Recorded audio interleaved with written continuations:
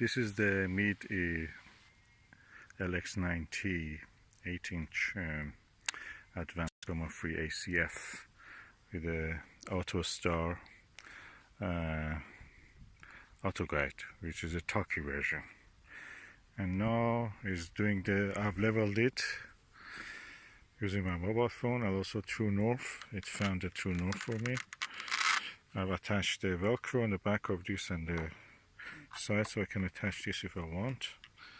I'm not going to use that thing for here. There's a clamp, and I'm not going to enter. There's no point it. So it's searching now for the Star Vega. Of course, I've not attached anything yet. No, as you can see, no backfocal tube, no diagonal, no nothing else. Okay, I'm just letting it do its job. As you can see, this daylight, of course, you cannot see much. So I just say that I agree with it. That is a Star Vega, and I'll let it go now for the Star Capella.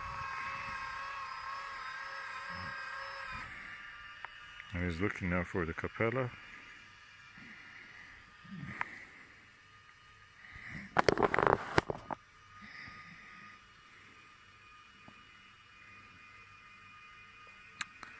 Of course, if it was in the night time, I would have actually tried to see if it is really in center. I would train it and other things. It's correcting itself. Okay, so, okay, now press enter if you see it. Of course, I cannot see the Capella at this time of the day. The sun has just set, so it's not visible. But let's just say enter. I agree with it. So now align successful. Object. Okay. I want to see the object. So let me see what object it has. Press the enter object, and now it goes to solar system. And I say again enter, and this goes to all the objects in the solar system that are in the library of this. So Mercury, no. Oh, sorry, I have to go here actually. It's a weird system. Mercury, Venus, you have to press this and this. Venus, Mars.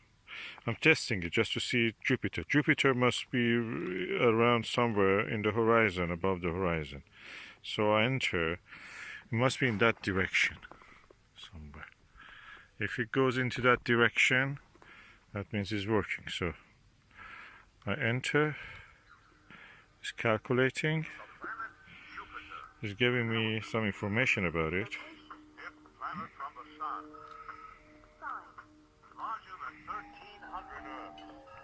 Average temperature minus 110 degrees Celsius.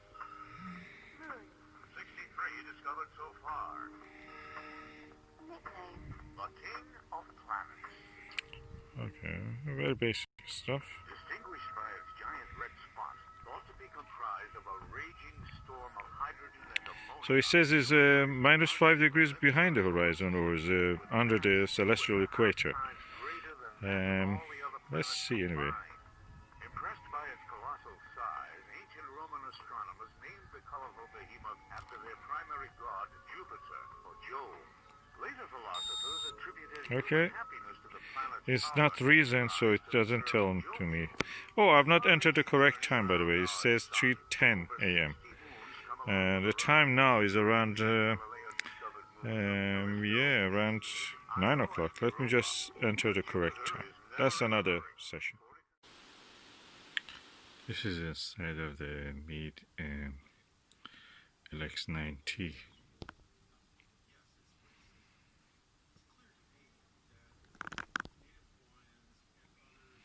You can see the baffle inside the secondary pathway. I recommend when you get a telescope, a Meade telescope with go-to system, reset the Autostar. You go to the mode and go down using these scroll buttons here, and you go down or up and find reset. You have to reset it.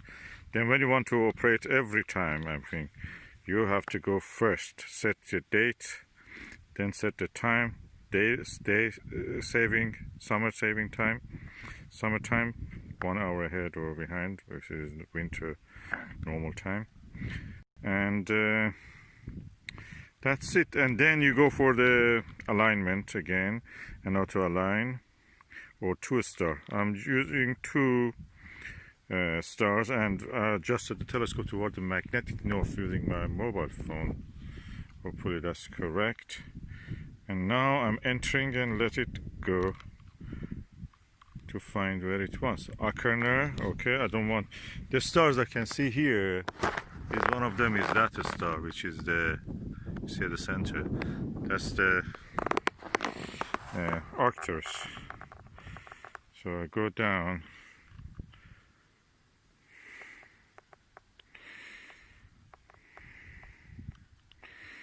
Find the Arcturus.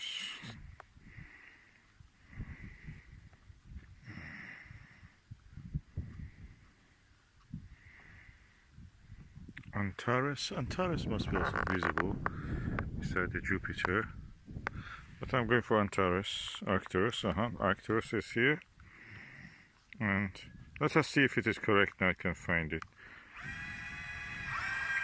Okay, it's turning toward the right direction. I want to turn on the flash so you can see.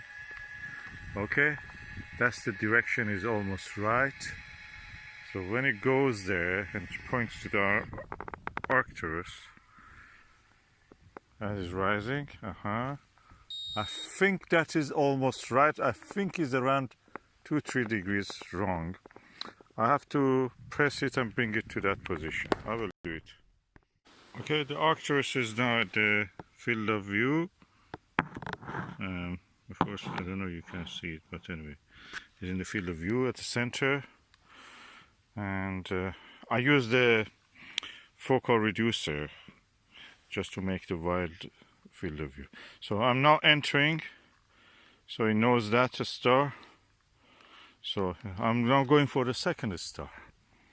Let me see what star I can choose. So for telescope, I've attached the Autoguide Autostar with the Velcro to the body. It's like magnet, as if it attracts to it. And for the second star, I'm going to choose the star which is right above our head. Let me turn off the flash. Yeah, that's the star you see there in the center. That's Vega. And I'm going to use that.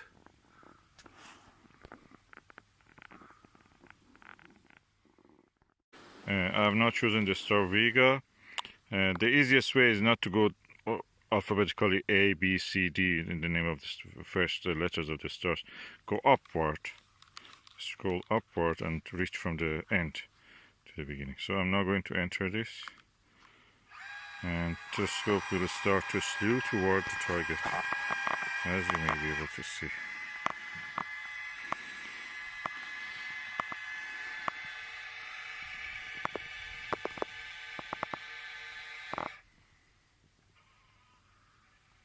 We're almost trying to find it. Of course, I will try to help it because it's the first time I'm using this with this system. So I have to bring it to the center. I will do that. For the second star, I noticed that the Vega was covered with the clouds, so I just chose the Antares. Over there, beside the brightest dot that you see is Jupiter. So what I'm going now is to press enter. And this is calculating. Alignment successful. I'm now going to choose the object.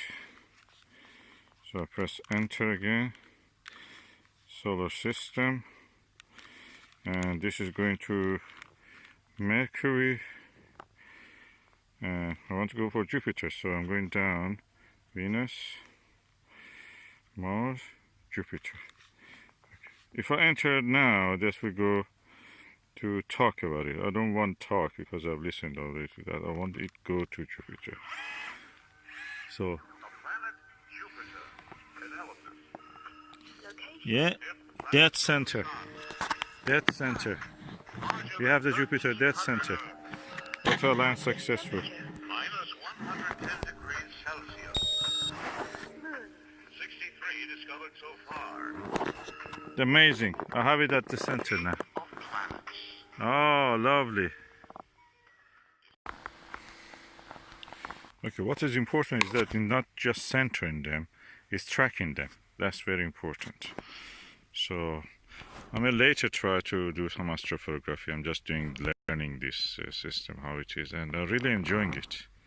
I'm now watching the M22, a globular cluster in the Sagittarius, which is somewhere there. The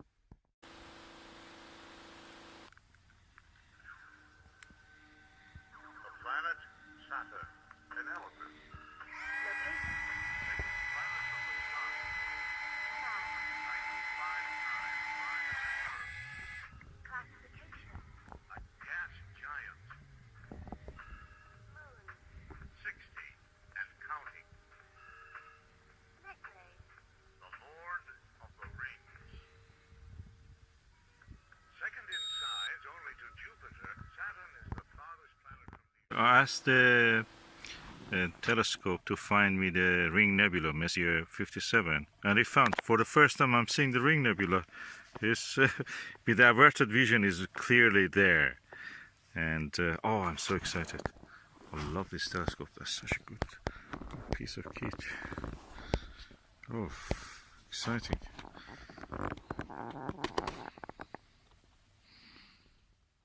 I'm now seeing the M13. I don't remember, have I seen M13 before in the binocular? Probably at 1240 I had. Never saw it with a telescope. That's clear, it's there. It's a very fuzzy thing. It looks like a comet, but it doesn't. I have to really darken up my eye, but there is a little light here, as you can see. And anyway, it's beautiful. It's there.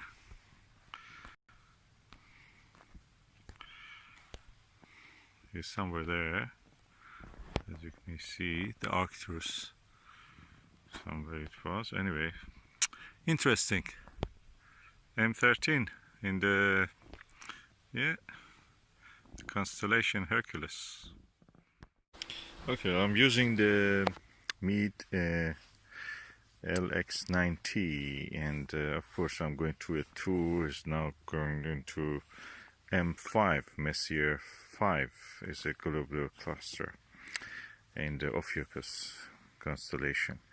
What I was noticing is that when I was using this is that when I need to, when you want to look through the eyepiece, you need to hold your hand somewhere and just be sure that you can keep your head at a good distance from the eyepiece. So these handles come useful, very good for that. Always wondered, because they are not good for carrying or lifting the telescope.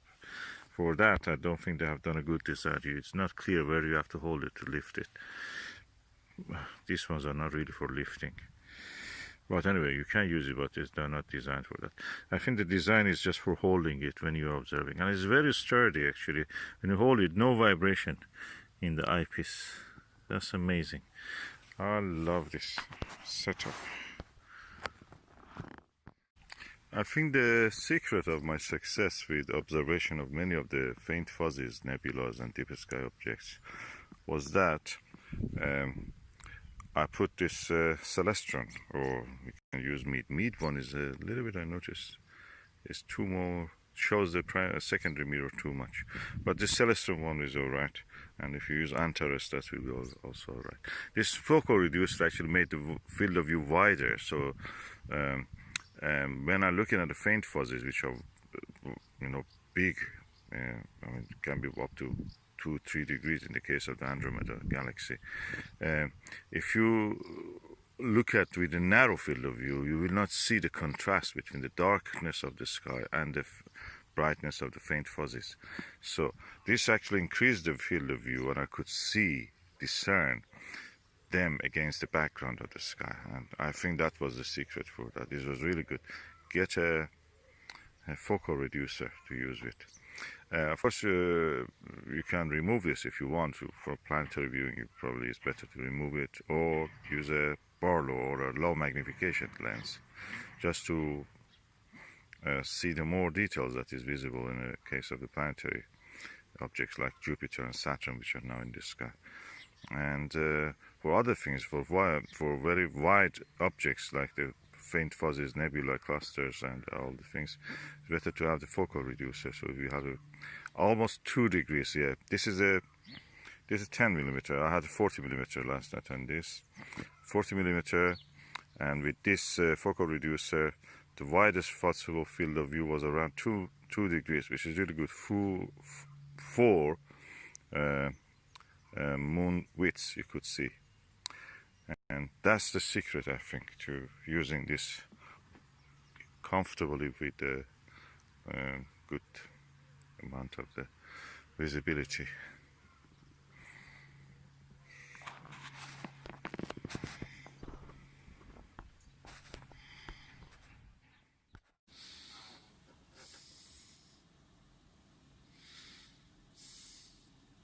You ever feel like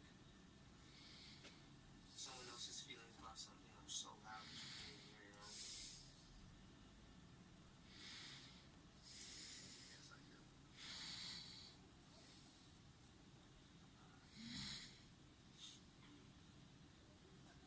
Noah, this is all with. With your teacher? Yeah, good.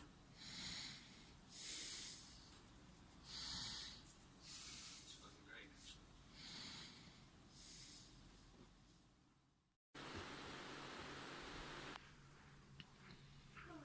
One of the moons of the Jupiter is now very close to it.